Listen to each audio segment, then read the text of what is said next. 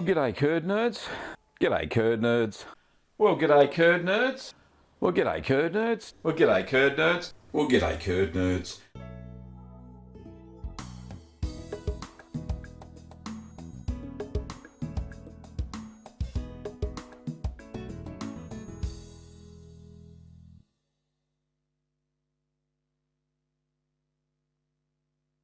Hang on, there's a microphone. It all works now. G'day, curd nerds. Welcome to Ask the Cheeseman. This is episode 130, where you can ask your home cheese making questions. Thank you, one and all, for turning up today on this, kind of unscheduled but scheduled live stream. Lovely to see you all. Okay, lots of stuff's been going on in, our world, I suppose. Not a lot of cheese stuff going on, as you can well imagine, for those who follow the stream regularly. But first of all, big shout out to all my YouTube members and patrons who support the show financially. I really do appreciate your ongoing support during these testing times for our family. Anyway, so as far as cheese goes, I haven't made any cheese at all for the last 3, maybe 4 weeks, which is criminal, really, seeing I do cheese, and that's what I do. It's just, I just don't have the time. Full-time carer for Kim at the moment, insofar as that, she's in her third week of her first session of chemo, so she's starting to feel better now, which is why she's moderating. Hopefully she's on the stream somewhere. I haven't seen her pop up there saying she's online and hasn't yelled out, but if you're there, Kim, just give everybody a yell. She'll be moderating the stream today, so the naughty boys and girls don't do anything naughty. So she, just an update on her, she's feeling quite good. First week, she had some nausea and stuff from the chemotherapy. And she starts session 2 next week. So there'll be no show next week or the week after. See you, Holly. We'll be off the air. Probably won't have another session again until after Christmas, maybe New Year. But I'll schedule that anyway. So hopefully Kim's there somewhere. We've got a super chat from Ruth. Oh, thank you, Ruth. Hang on, let me just... I've got a new phone. Oh, goodness, mate. I'm trying to get everything to turn off. There we go. Beautiful. Thank you, Ruth. And your question is... Hi, Gavin. My Cam Blue, Bloomy Goat Blue did not get soft enough. The Bloomy never got a bloom. Ash never went away completely. Thoughts?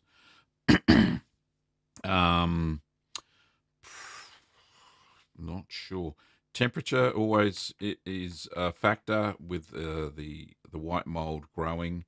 Maybe a little bit more white mold next time in the pot, just a smidgen more. And it depends on how much ash is there as well. It was such a pain to put that ash on. I really did have an issue, Ruth, putting it on there.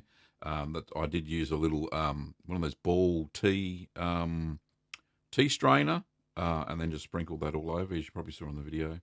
But yeah, if it's not blooming, it's usually temperature and moisture, and that's the main factors there. Okay. It's going to be a busy house over the next few weeks.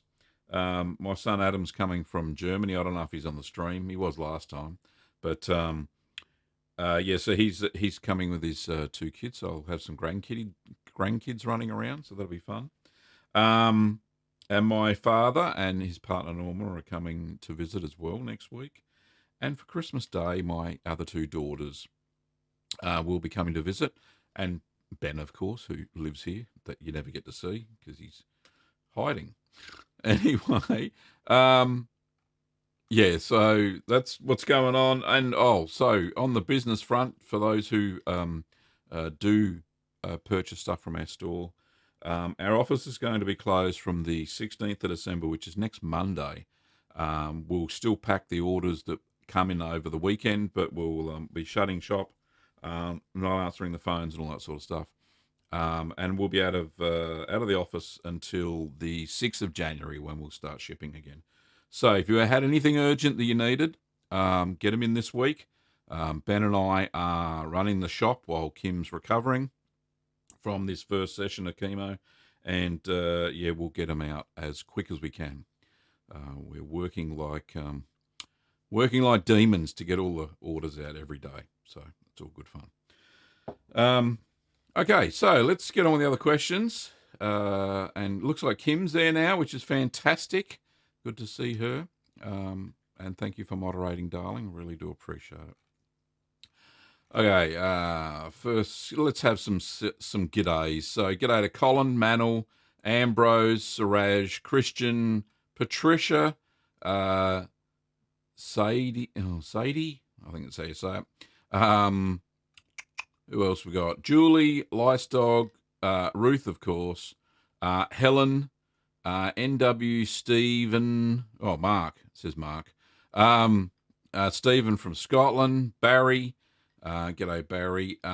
Who else we got? Duck, Mountain Farmstead, Gladys, Larry from Deep South Texas, Michael, and Brug.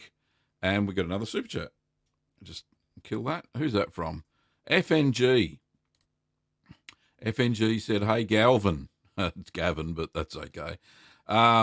Here in the United States, have you ever thought about making cheese with things in them, such as sun-dried tomatoes in mozzarella? I have lots of recipes with cheese with things in them. So you can actually check out some videos like queso fresco with cranberries and chili. I think I've got 2 recipes there, Kim. This is going to be a good one for you. And dig all these out. I've got Leodama, which is Gouda style cheese with what's it got in it? Cumin seeds. We've got triple pepper jack, which has lots of chili in it. We've got Wensleydale with cranberries. There are so many cheeses that we have with things in them, and hopefully Kim will whack up a couple of recipes in the chat for you to have a look at. Okay, all good. So Kim will get stuck into that. Gives us something to do. Where are we? Where did I get it to? Any other questions? There was another question somewhere. Something about queso something. My goodness. Let me just see if I can find it. Oh, Ruth's got a tip. No, Patricia's got the first question. Patricia says, Gavin, just wondered why you mix your vegetable ash with salt before sprinkling it onto cheese. Patricia, it kind of kills 2 birds with 1 stone. So instead of having to salt the cheese separately, hopefully I didn't in the video, I mixed the vegetable ash, or it can be activated charcoal, which is another one. Here in Australia, we usually buy it. It's made with coconut oil or something. No, coconut husks. Oops. I'll get to that super chat in 2 seconds. But yeah, coconut husks. And yeah, if you mix the salt with it, just makes it easier to sprinkle. So that's 10 euros from Matthew Morris. Thank you, Matthew. I appreciate it. Just says, wanted to wish you guys a lovely Christmas. Thanks for sharing all your cheesy knowledge. Really appreciate it. Thank you, Matthew, for your 10 euros. Okay. You just mix the salt and the ash together and it kills 2 birds with 1 stone. Now, if you're doing, and I've seen videos of it recently when I've been doing a bit of study, sometimes people make a slurry out of the ash. So they mix it with water. It doesn't really mix properly, but they make a slurry out of the ash and then simply dunk the cheeses that they want to coat with the ash into the slurry. And that's a brine and ash mixture as well. but then you will have to salt the cheese as well. So it's got a slurry on it, and then the white mold, it prepares the surface. It raises the pH, so it's more towards neutral. So the white mold cheeses, the white molds grow a lot better. And that could be one of the problems that Ruth may have had. Your cheese could have been a little bit too acidic. That's, the more ashes on there for a reason, and it's to raise the pH of the surface of the cheese, so the geotrichum kicks in really good, and the Penicillium candidum coats the cheese all over. Okay, great question. Thanks, Patricia. Ruth has a trick. She says, also wanted to tell Patricia, well, everybody, that I learned a new trick so curd does not stick to cheesecloth. Use nylon curtain material. It works like a charm. Yeah, that's a really good tip there, Ruth. If you got some spare nylon curtains around, then certainly you can use those. Make sure that they're sanitized before you use them, of course. Goes without saying. You can get synthetic cheesecloths. I don't sell them because I like to sell the natural ones, so you can just compost them afterwards. But you can get synthetic cheesecloths, and a lot of cheesemakers do use synthetic cheesecloths these days. Commercial ones, anyway. And you can reuse them, but not as long as the cotton ones. Okay. Livestock says, do you think your Borson recipe would work with powdered milk instead of milk? See, only problem with using powdered milk is it's very hard to coagulate. Remember, there's a little bit of rennet in the recipe, so we do set a curd, so it probably wouldn't work, I don't think. Duck Mountain Farmstead says, do you have a recipe for high temperature cheese? I've got lots of high temperature cheeses, and it depends on what style you're after. If you're after pasta filata, then obviously a natural or traditional mozzarella or the queso Oaxaca recipe is probably what you're after. But if you're after cheeses, the hard Italian style cheeses, then I've got a couple of videos on Parmesan, and there are videos on Romano, both with sheep's milk and cow's milk. So they're high temperature cheeses. Plus, most of your Alpine style cheeses are high temperature cheeses as well. So, Kim, if you can find the recent recipe for Parmesan, pop that up there for Duck Mountain Farmstead. Gladys Lang says, hello, do you think it's possible to get the recipe for Queso di Mano? Now, I've been doing a bit of research about this cheese because it's on my hit list of cheeses to make. It's called cheese of the hand, I think it means, and it's mainly from Venezuela. So it is, from what I can figure out, it's a pasta filata sort of cheese, so it's a stretchy curd cheese, and they flatten it into a pancake style thing. Let it age a little bit. I think there might even be a little bit of geo in there, so it might grow a little bit of white mold on the outside just to protect it. But it looks very interesting. I haven't found a recipe in English, but I found lots of recipes in, I think it's Portuguese, Spanish, could be Spanish. Not sure what the language of Venezuela is, either Portuguese or Spanish. So I'll have to translate it and see how it works. I dare say it's made with raw milk, so I'll have to get some the milk by cow, cold pressed milk. That's probably the best that I can get here, and we'll go from there. But yeah, thanks, Gladys. I've got that on the list and have for some while. Barry says, query, does whole milk in the US have the cream? Well, what I normally say, I call it full cream milk because that's what it's labelled as here in Australia. It's just milk with at least 3.25 to 5% fat. Yes, it should have the cream in it, and whole milk in the US does have the cream in it. Some of it, they do skim a fair bit off to make other products, of course. So, yeah, cool. In answer to your question, yes, it does. Okay. What is it? Brugg says, Gav, nice to see and hear you again. Hi to Ruth in San Francisco from Bruce in Jersey. Oh, nice. Thanks, Bruce. Mark says, first things first, Gavin, take care of your family. We'll still be here. No problems at all, mate. Sadie says, the Rennet I get is 1/800. That will be slightly less than single. Is single strength 10,000? My goodness me. 1/800. I don't know what sort of measurements that's kind of referring to. Normally, Rennet is marked in IMCU, International Milk Clotting Units.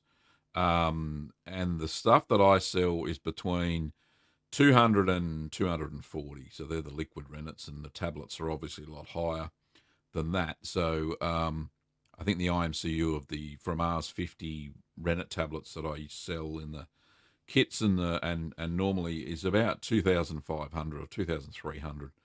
And each tablet can coagulate about 50 litres of milk. I'm not sure what the measurements are that you're referring to that are marked on your Rennet bottle. Sorry about that, Sadie. Jessica says, first time watching live, love your videos. Thank you, Jessica. Appreciate it. And we've got a new member. Oh, fantastic. Does that come up as a little thingo on the screen? Oh, there it is. Michael has become a new member. Thank you, Michael. Appreciate it. That's a YouTube member, of course. Patrons don't come up on the screen. I can't integrate it for some reason. Anyway, moving right along. Ambrose says, Kim says, thank you all for your kind wishes and thoughts. I'm doing okay. Yep, she's going okay. I am looking after her. Ambrose says, hi, Gavin. I've made some butter with cow's milk and it was crumbly like my goat's butter. Do you know why? Do I know why? No. Essentially, butter is just the fat. So it's the cream that has been agitated enough that the fats are all there in the buttermilk that's normally in the cream gets washed away. Why is it crumbly? I'm not sure. I've only had, from when I was a kid, we used raw milk or raw cream to make butter. And we used to make it quite often as kids. We lived in a dairy farm, so we had access to that sort of stuff. And recently, when I made the cultured butter, it worked quite well. All I did was in a jar of cream, add some starter culture, and let it culture overnight, and it thickened, and then just shook the bejesus out of it. Not too much, because as soon as it starts turning white, and it goes from yellow to white, that means too much of the buttermilk's been integrated back into the butter. You can use it. It tastes all right, but it's not the pure fat that you're after. But no, I don't know why it's crumbly. Manol says, if I put my brine solution in the normal fridge, then transfer it to the cheese cave, is the brine work? Yes, Manol, it will. I normally keep mine at 13 degrees. That's just where I store it in the cheese fridge. No big deal, but you can keep it in your normal fridge. It'll probably keep some of the mold at bay as well. But remembering that I pasteurize. I pasteurize the brine every time before I use it. So if I've had it sitting in the fridge, doesn't really matter where it is stored. And then I skim any of the mold that may have grown on top of the brine since I last made it. And then I boil the brine and then test it once it's cooled down with a raw egg, float it on top. And if it floats, that's great. If it doesn't, sinks a little bit, then I add some more salt and get it to float up there. Cool. Michael says, we love you, Kim and Gavin. Thank you, Michael. Appreciate it. Bob and Barb Kennel says, g'day, Gavin. Just wanted to let you know that the best cheese I've made to date is the Crescenza Stracchino. Excellent little cheese. Thanks for the recipe. My pleasure, mate. My pleasure. Okay. Cotton Hollow Distilling. G'day from Houston, Texas. Love your dedication to making cheese. Thank you very much. Ambrose says, also, I got the soft Italian cheese kit from Little Green Workshops. Oh, that's us. Which cheese should I make? Which cheese should I make first, considering that I'll be using goat's milk? Ooh, good question. Start somewhere. Pick one of your favourites. They'll all work. Don't worry about that. Because the soft Italian cheese kit will is basically mozzarella and ricotta. I think there might be a few other recipes in it. But yeah, give it a go. It'll work, and you'll be delighted with the final result. Either way, especially using fresh goat's milk, which is great. I've lost my page. Here we are.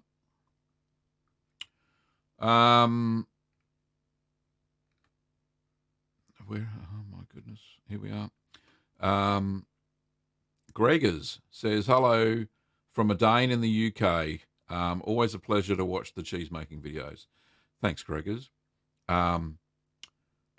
Connor says, hi, Gavin. Came across your videos and love them. I want to start making cheese, but also see that it can be a pricey hobby. How would you recommend I get my feet wet with this before breaking the bank?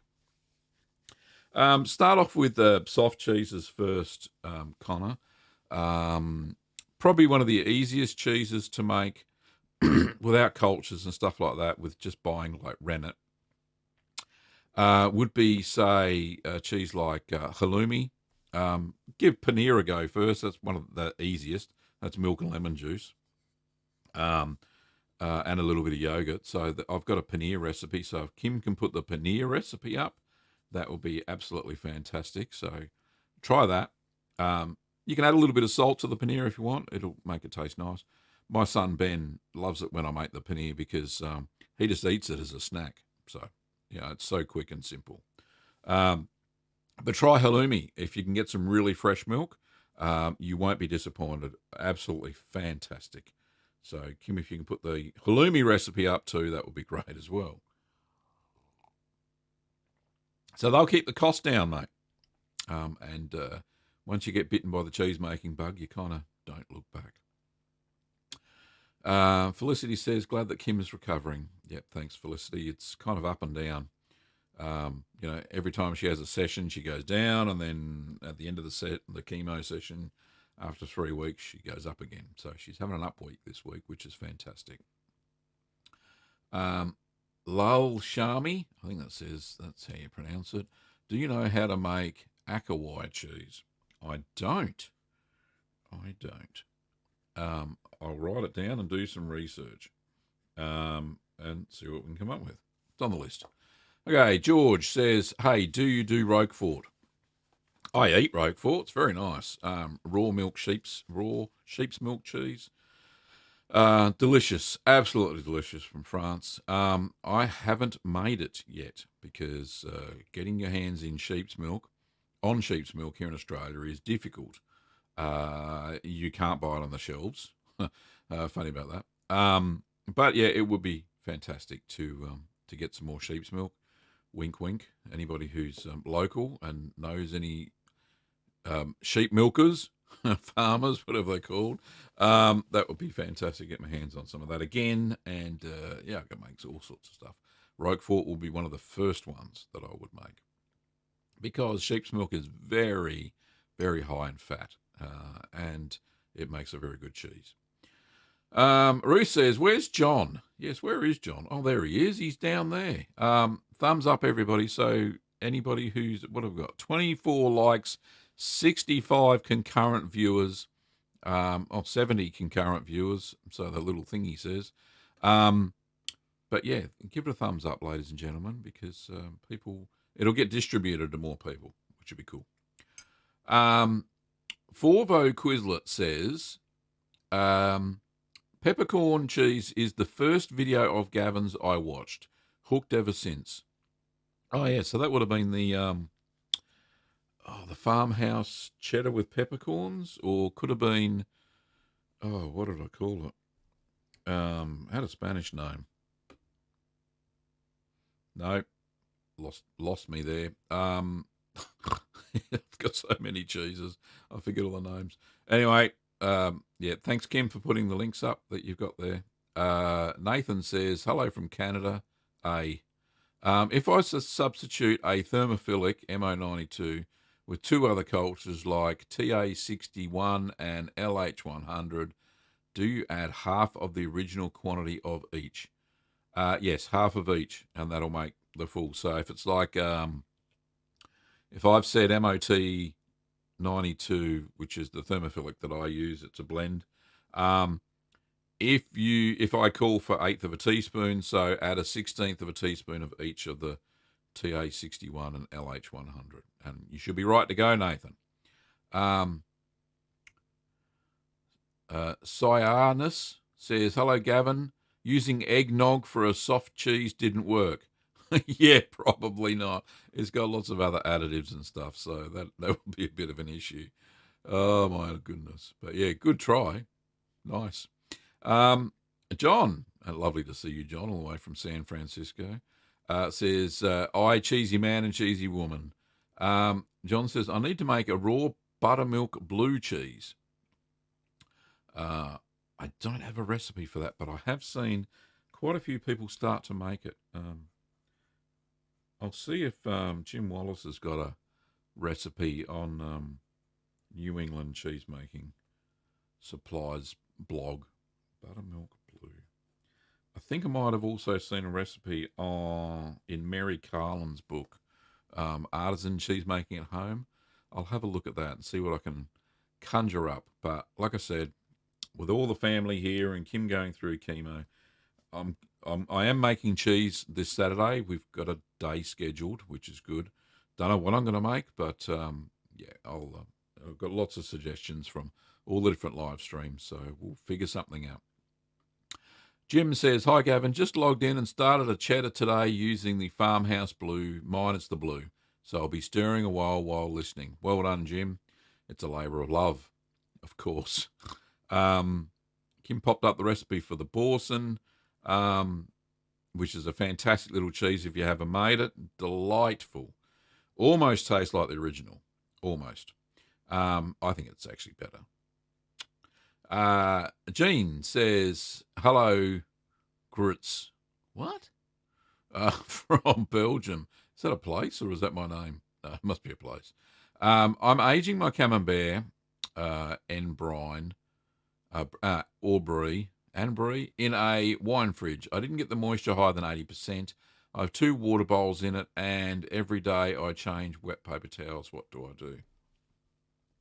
Well, if it's growing mold, it should be okay. You haven't said if it is or not. Yeah, give it a 80%. Look, if that's as high as you can get it, then that's fine. Is it in a ripening container, or you've got it just in the wine fridge? Wine fridges tend to suck the moisture out of the fridge. So it doesn't matter how many water bowls you got in there. Put it in a ripening box. I don't have a picture of... Oh, yes, I do. I've got pictures of everything. Let me just bring up cheese making equipment. 2 seconds, and we'll go to the desktop screen, and we'll check out the ripening box, which I will show you. It's on page something. Where are we?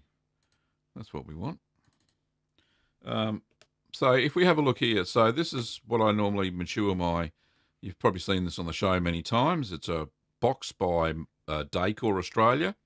And it has a little rack in it, of course. So you can see there. And, yeah, the moisture stays in. What I do, I put a wet... not a wet towel, what's it called? Dishcloth. You know, a chucks. I don't know what they're called there. Whatever. It's a blue thing. It's made of a nylon fabric. I moisten it. I put it underneath the mat, and that tends to keep the humidity up really high, about 90%, and it does really well. So yeah, use a ripening box, and you don't have any problems with camemberts and stuff. In fact, the kefili that I made about 4 weeks ago is covered in white mold. I've got to fix that as well because I've been neglecting everything in the cheese fridge. That's the only thing that The only thing that I've got in a ripening box. Anyway, John says, had to update my system. Little late. Thumbs up, people. Thumbs up. Thank you very much, John. Another question from Chris says, hi, Gavin. Can I reuse wax from shop bought cheese to wax my own? Is it fine to mix different coloured wax? Great question. First time it's ever been asked on the channel. Now, some waxes that you buy at commercial cheeses are just straight wax, which is absolutely fine. Some you'll see there's a little white layer, and this is probably more evident on things like Baby Bells and stuff like that. You know, the little tiny cheeses you buy, which are real cheese, by the way. They'll have a little white coating underneath the wax, and that's the PVA coating, which is a mold-resistant coating they put over the cheese first, then they wax it. You've got to strip that away. If it's just straight cheese wax, no problems. You can melt it down or clean it up. All I do is wash it with warm water, get any cheesy bits off it, and then melt it down.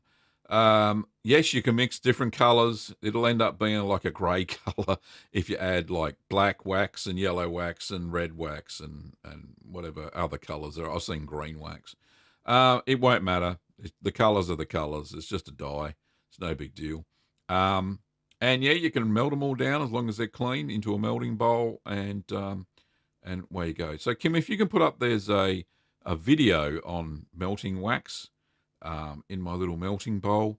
If you can pop the link up to that, that would be absolutely fantastic. Thank you.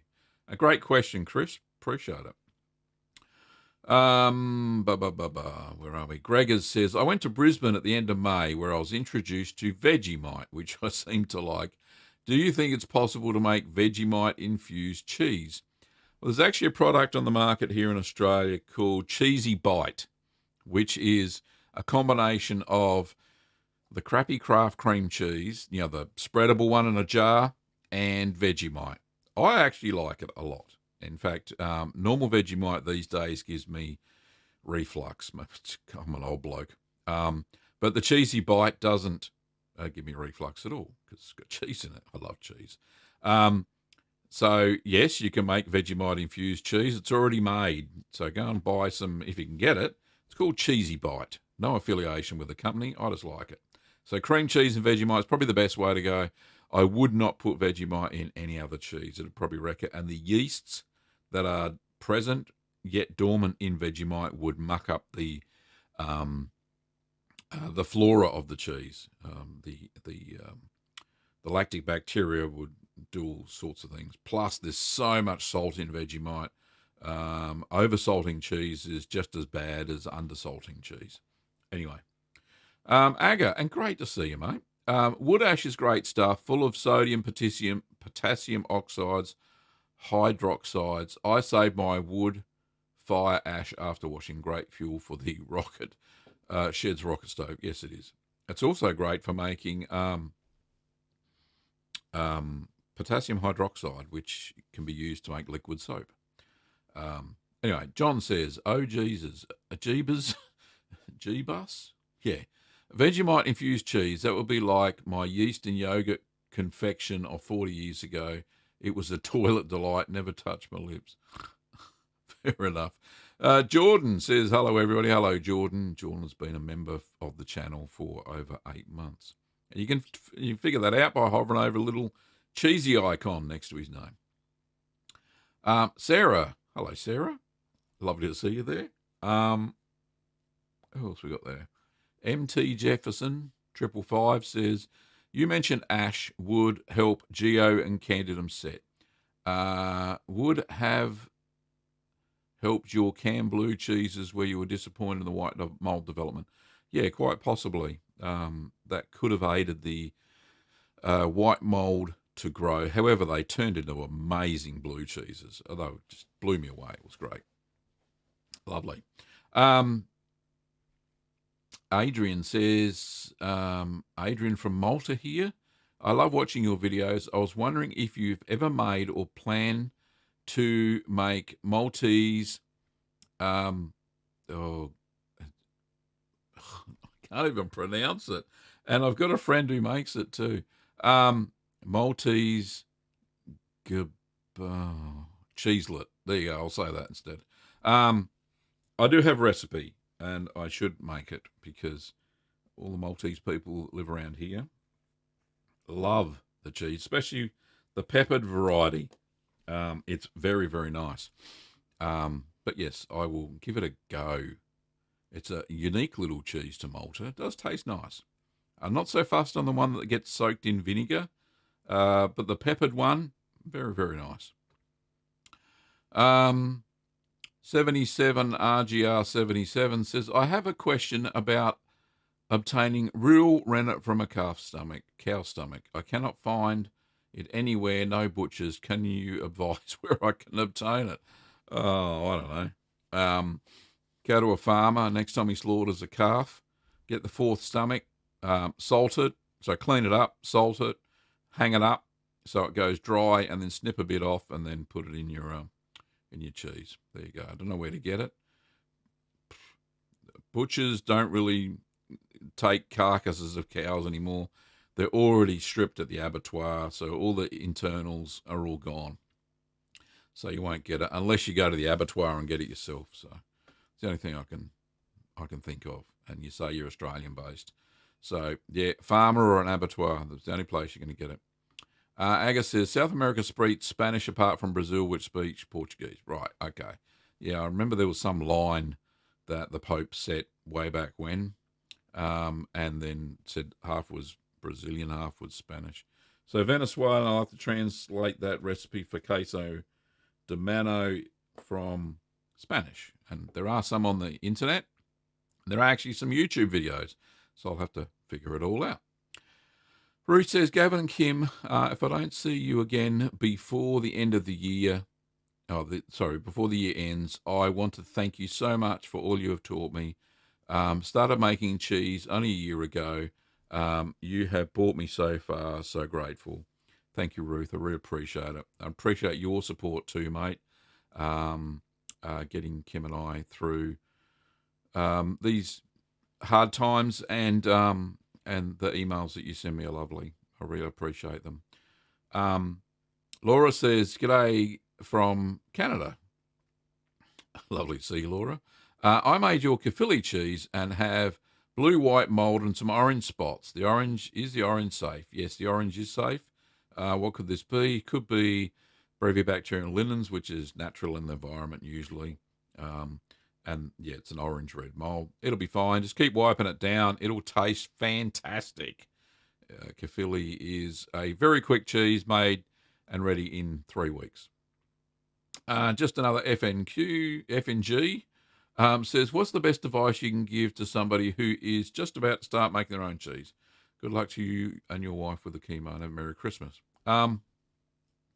Best advice, start making a cheese. Pick your favourite. Well, maybe not your favourite, because a lot of people say camembert is their favourite, and it ends up as a disaster. Something simple. Pick a simple cheese. Kefili's a great simple cheese. In fact, I'll promise that I'll do my best to get that video up this weekend. I do have a new version of kefili. It's a 10-litre version. Turned out quite well, even though the cheese is covered in white mold at the moment, but I'll get that off. And because it's not a very moist cheese, the white mold doesn't transform the inside of the cheese like it does with, say, a camembert and brie. But I'm just going to scrape it off. It'll be fine. But yeah, just make a cheese. Anything. Try ricotta first, ricotta salata, paneer, halloumi. What's another simple one? Queso fresco. That's a delight. Absolutely simple. Eat it in 6 hours after you've made it. Very nice cheese. So try that one. Aga says, apart from the north, like French Guyana, if you need translation, send me the Spanish. Oh, thanks, Aga. Appreciate it, mate. I've got your email address. John says, if your socks are creeping up and cuddling with that orange mold cheese, it could be Brevibacteria. Yeah, thanks, John. Nice. Where am I up to? I've lost my place again. It's always a way. You guys chatting lots. It's so good. Michael says, oh, my pleasure. Oh, that was for the super chat. Thank you, Michael. Charles says, what kind of cheese can be used to replicate your failed Keflatiri grilled cheese? I don't know, make the Keflatiri like I did, I suppose, and see it'll turn out all right. That's the only way I can think of it. What can it? Yeah, you'll have to make one. I don't think there's anything that's very similar at all. Jordan says, making your bloomy goat blue again. 4 days into turning process after drying and salting, they seem very moist. I patted them down a little, let them air dry for a day more. What do you think? Yeah, if they're like seeping way still, you'll find that they probably won't grow the mold very fast. But yeah, just air dry them a little bit more, mate. I think they'll probably be okay. Zorana says, hi, Gavin. Glad to catch the live stream. I've tried 7 different cheeses made from your recipes, and they're amazing. Thank you for all your videos. Thank you, Zorana. Appreciate it. Ricky is there and says, hello, Gavin and Kim. How are you guys doing? So, mate. So. Newcastle says, hi, Gavin. Can I substitute calcium chloride by sodium chloride in cheese making? What is the difference? Well, sodium chloride is salt. Yeah, salt. No, and calcium chloride is different. Calcium chloride is a liquid. Well, it's a liquid suspension. It's 30% calcium chloride to water, and you need the calcium part, not the chloride part. And the calcium adds back more soluble calcium into the milk if it's been pasteurized, and that's why you need to use it. Sodium chloride is just salt, which we use in cheese making anyway. 2 different chemicals. Patricia says, quick plug for the Learn to Make Cheese Facebook 2020 calendar. 12 pics of cheese made by members, including recipes. Indeed, if anybody wants, if they're on the Learn to Make Cheese Facebook group, then you can order a calendar over there with some pretty good cheeses that are, the pictures are from members of the group, which is pretty cool. Donna says, Gavin, we are cruising near Honduras, I think, and I just saw you alive. Had to stop with an adult beverage in hand and say hi. G'day, Donna. Enjoy your cruise, mate. Patricia says, I miss September. Nice. Lovely. John says, Newcastle. Yes, salt water. Yeah, okay. Thank you, John. Just explaining what I explained. Vivian says, Gavin, where did you learn the art of cheese making? Gavin. Oh, right, yeah. I learned it on a course. So there were 2 lovely ladies that came to our town, Lorraine and some other lady, I forget. And they taught me how to make cheese on a course. It was, looking back, they tortured the cheese. They actually had a car jack they were pressing cheese with, so it was very, very old school. However, I have learnt to make cheese by reading lots of books, and I saw that there was a lack of information there for the home cheesemaker at the time when I started making it back in 2009. There was probably only Ricky Carroll's book that I could get my hands on, which is home cheese making or something like that.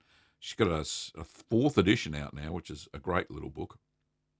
And there was another book by Tim Smith, which was quite easy to get my hands on. So I read those 2 books as well after the cheese making course, and then just started to make cheese from then every weekend and just experience.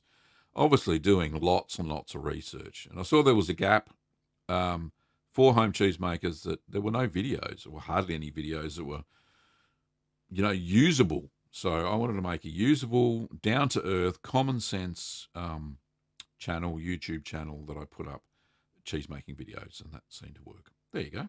That's where I learned how to make cheese. Thanks, Vivian. George says, if I scrape mould pieces of Roquefort, can it be used as a culture for new cheese? No, it can't be used as a culture, but it can be used as the blue mould, if that makes sense, because cultures and moulds are different. Cultures are lactobacteria and molds are molds, mainly penicillium-based molds. So yes, you can scrape the little blue bits out of the Roquefort, add it to milk to make a new Roquefort. Be very good. Okay, George says, "Hello, Gavin. Long time no see. Thanks, mate. I want you to know, you and Kim are in my prayers. Thank you, mate. Appreciate it." Erin says, "Thank you so much for all you do. I've been making cheese like mad before. I have to dry up my goats and give them as gifts. Bloomy goat is great, and Camembert style raw goat's milk is looking incredible. I bet it would. It would be amazing. Well done, Aaron." Sonara says, "Have you ever considered making chirpy, a yak milk cheese?" Oh, there's so many yaks here in Australia. It's just so hard to get my hands. It's so easy. I can't get my hands on yak milk. They live in the Himalayas. No, I haven't made any chirpy. Anyway, John says, "News from Australian fires have created a koala genetic extinction." Yeah, indeed. You growing any gum trees and adapted any furries in your food forest? No, we don't have the right gum trees where I live for koalas. There are some down on the Mornington Peninsula. There's a sanctuary down there. But yeah, those fires in the Blue Mountains and all throughout the whole New South Wales and Queensland coast just decimated the natural old growth forests. And you just couldn't control them. So yeah, I think koalas have been tipped over the edge, which is very sad that we were reading the other day. Yeah. So anyway, moving right along. George says, "Gav, your thoughts on homogenised versus powdered milk?"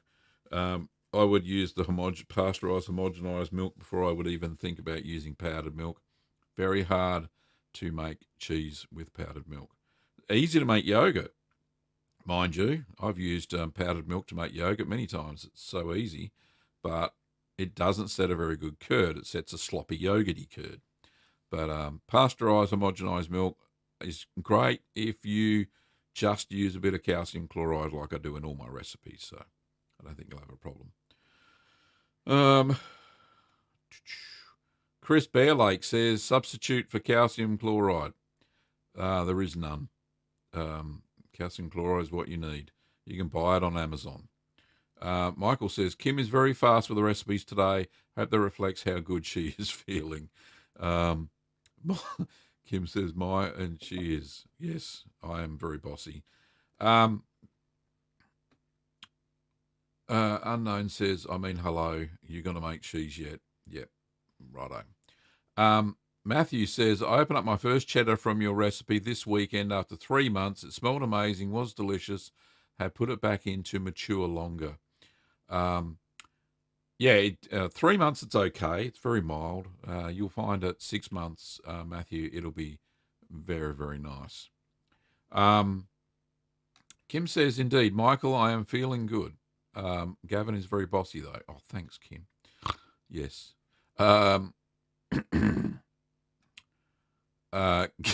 Michael says, "Kim, when I learn to make cheese like Gavin, I hope to find a wife like you."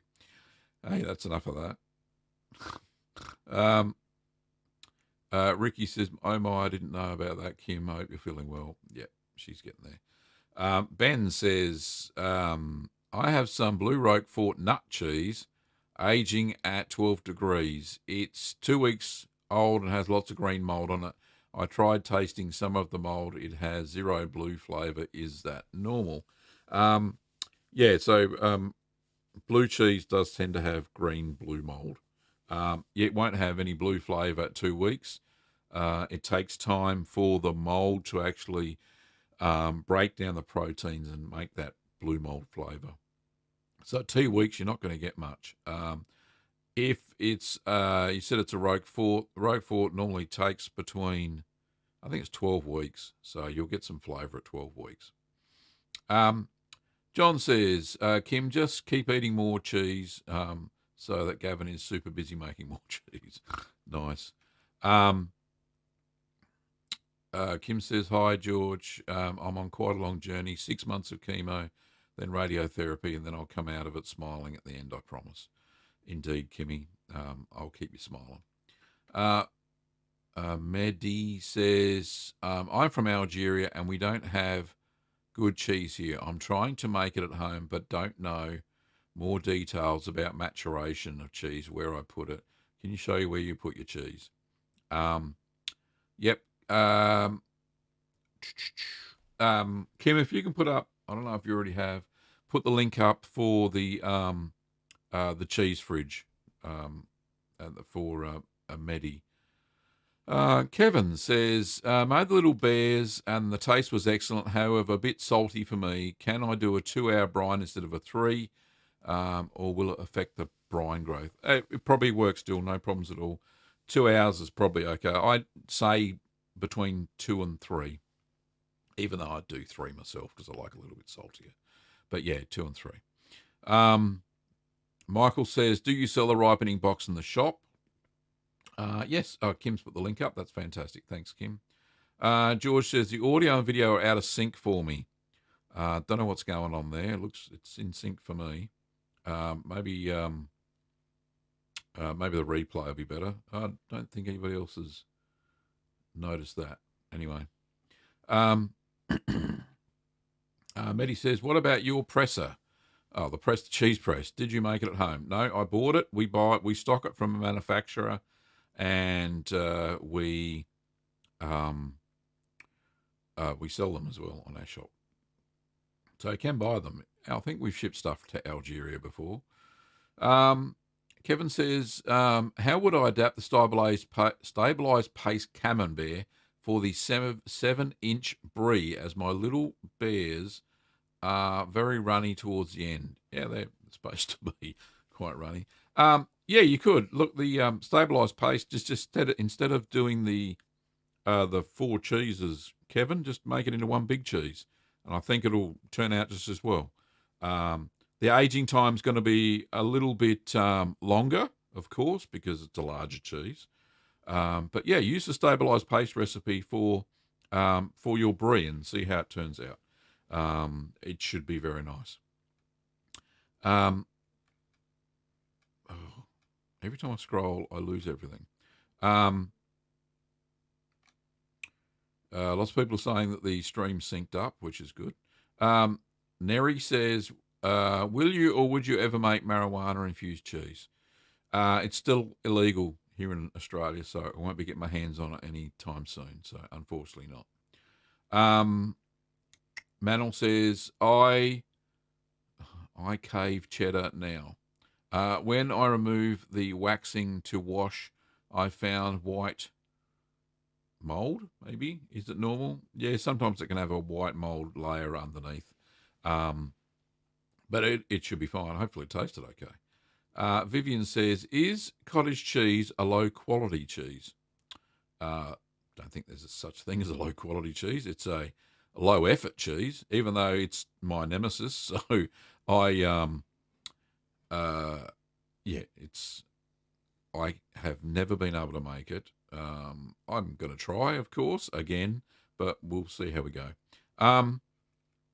No, it's not a low-quality cheese. It's just a very short, soft cheese.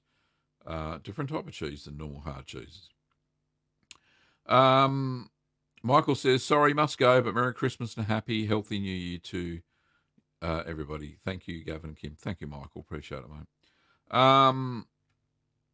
Andy says, are you going to do an American imitation cheese episode? I have already. I've beaten you to it, Andy. Kim, if you can pop up the link to the American cheese, that would be fantastic. Somebody called Gavin Weber said hello. That's nice. Ezekiel says, Gavin, happy holiday season. Thanks for being available for questions via the live chats. My pleasure, mate. Next one probably won't be for another 3 weeks because Kim seems to feel a bit better in this the 3rd week of the chemo session. Kevin says, I've made 34 of your cheeses so far. 30 of them have turned out amazing. Well, hopefully the 4 were, you could save them, Kevin. So that's interesting. It's only 5 minutes to go, so I am not going to get to all the rest of the questions. Kim says 6 minutes before the show ends. If you want your question answered, then super chat. Indeed. I'll keep motoring on here somewhere. So, Kimmy, if you can put that link up to the American cheese, that would be absolutely fantastic. I did back on Kevin's question again. I did an estimation the other day. I can't remember what it was. How many cheeses did I make? Somebody's been writing in my diary. It's Kim. I wrote down somewhere that I have made 100 and something. Is it 140 or 114? Where is it? No. Going through my booklet doesn't really help, does it? No, it's not here. So bad. I should know these things. I think I made 114 or 140 different cheeses, different cheese videos. So that's pretty cool. So keep going there, Kevin. You've got a ways to go. B. Wayne says, just got in from work. Glad to catch part of the live stream. Hope all is well. Stay cool during the Christmas season. Yeah, we had a scorcher. When was it? 2 days ago. 37 degrees Celsius. So bloody hot. It was incredible. Certainly wouldn't have been making cheese that day. But today, nice, comfortable 21 degrees Celsius, which is about average for this time of year here in Melbourne. Mr. Marauder says, hey, Gav, thanks for the great content. Any tips on a Port Salut that is struggling with bee linens growing about a month in? Yep. So in the next brine wash, add a little bit of brevibacterial linens to the brine wash itself. Let it sit overnight, the brine, that is, with the brevibacterial linens in it, and then wash the cheese. And then do that for 3 days and in a row, and then throw away the brine because you don't want it anymore. It goes off. And you'll find that the next time you wash it, there'll be more bee linens growth on the outside. Cotton Hollow Distilling says, keep those great videos coming. Thanks very much. Yes, I intend to. It's 2 minutes to go. I can't remember where we're up to. Merry Christmas. Lots of Merry Christmases. No, I can't. Well, I can't get. No, we're finished. We're done. Thank you very much, everybody. Sorry about I didn't get to everybody else's questions. But thank you very much for coming along. So the next episode, if this is the way that the chemo runs, then will be in 3 weeks' time. So I don't know what the date is. What's the date in 3 weeks? Let's have a look.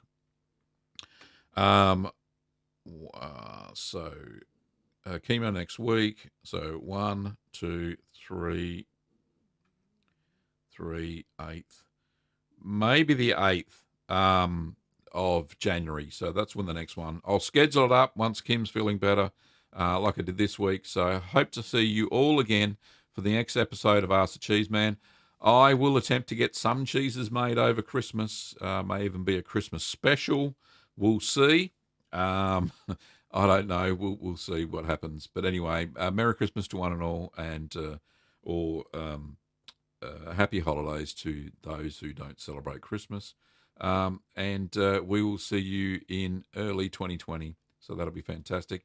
Now, don't forget, like I said, store is still open until Monday the 16th. If you want to get any goodies in to make cheese over the Christmas break, or the holiday break, then pop over to littlegreenworkshops.com.au. You can support us by hitting the join button below, become a member, or you can become a patron over at Patreon. There's different tiers of rewards. We actually get some rewards. And Kim's put the Patreon link twice, but the merch link, you can go to the merch shelf below. If you want to buy cool t-shirts like this one, Make Cheese Not War, or even get yourself a nice mug with a certified curd nerd or any other slogan that I've got there. Okay. Thank you very much, and happy holidays to one and all. And may your Christmas be cheesy, like mine will be. All right. Thanks, curd nerds. I'll see you next time.